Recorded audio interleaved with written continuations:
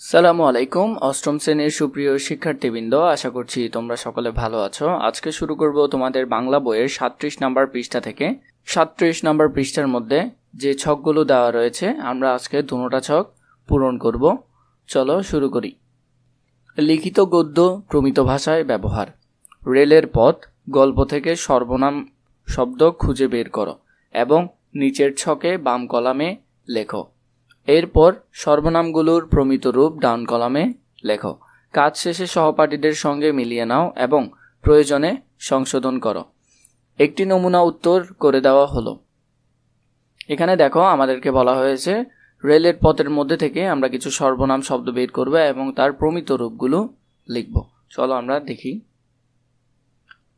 এখানে গল্প থেকে আমরা কিছু সর্বনাম নিলাম। তাহার দেওয়া ছিল, তাহারের প্রমিত রূপ হলো তার, তাহাদের, তাদের। এরপরে হলো তাহারা, তারা, কাহারা, কারা। এরপরে দেখো এইভাবে গল্প থেকে ক্রিয়া শব্দ খুঁজে বের করো। এখন আমরা বের করব ক্রিয়া শব্দ এবং খুঁজে বের করার পর নিচের ছকে বাম কলামে লেখো। এরপর ক্রিয়াগুলো প্রমিত রূপ ডান কলামে লেখো। কাজ শেষে সহপাঠীদের সঙ্গে মিলিয়ে নাও এবং প্রয়োজনে সংশোধন করো। একটি নমুনা উত্তর নিচে করে দেওয়া হলো। গল্প ব্যবহৃত ক্রিয়া শব্দ এবং প্রমিত রূপগুলো। একটা নমুনা উত্তর এখানে দেওয়া আছে।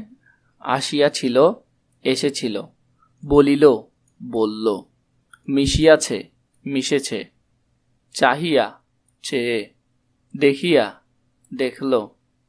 পড়িয়াছে, পড়ছে। তোমাদের নতুন কারিকুলামের কোন কোন বিষয়ের উপর ভিডিও লাগবে তোমরা আমাকে কমেন্টে জানাবা।